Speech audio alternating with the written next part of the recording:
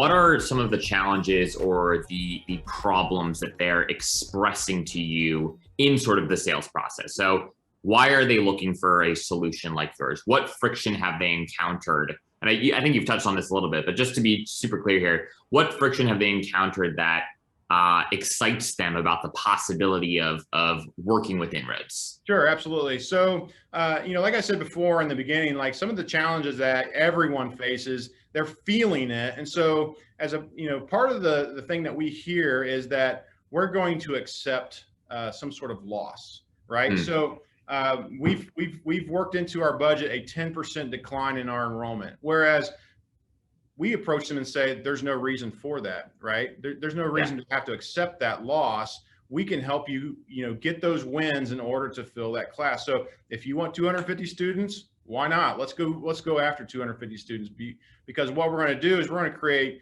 not only budgetary wins and less cost. Efficiencies are going to help drive the academic sales process, right? So one of the challenges is, just the fact that there's not enough, students, right?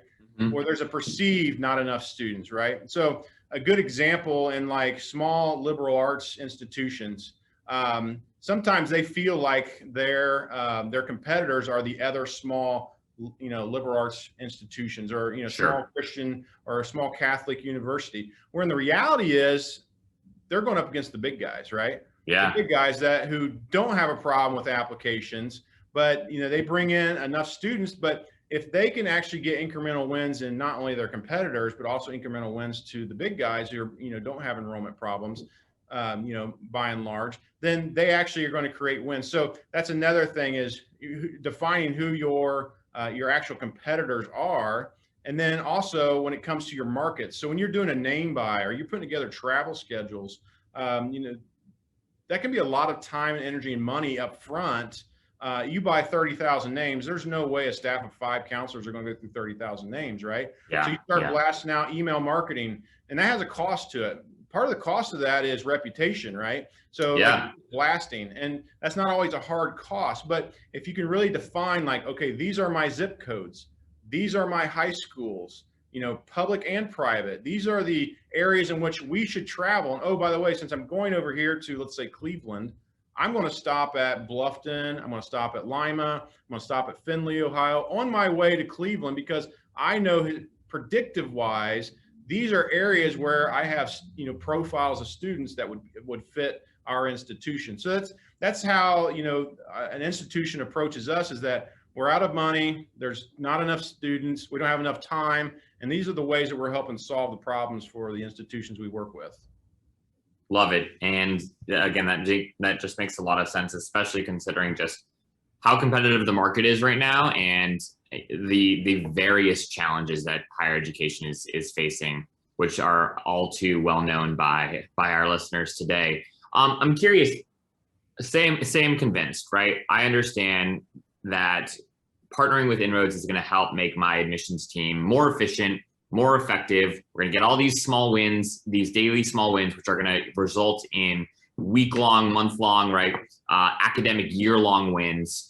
And I'm ready sort of to take that next step and entertain the possibility of actually working with you all.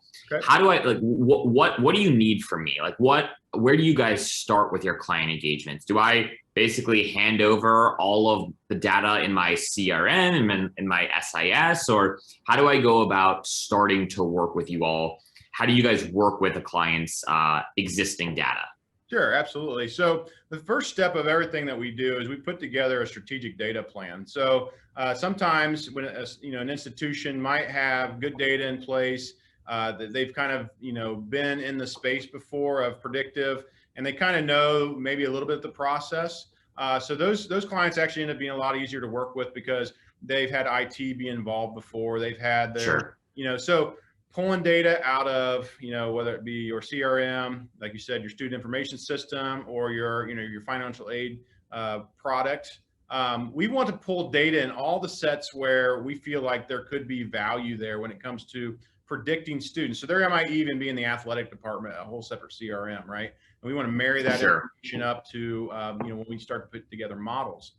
On the other end of the spectrum, you will have institutions that, you know, maybe still using spreadsheets, right? So there is a process to predictive analytics, right? So you have to have a strategic data plan in place.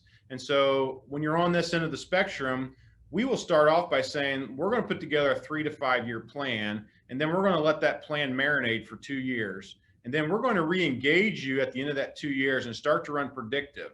If you do have enough data to run some market assessments or some predictive for markets, then we'll go ahead and put together an R market plan where we define those zip codes, those high schools, that would help with the name buys and your travel schedules.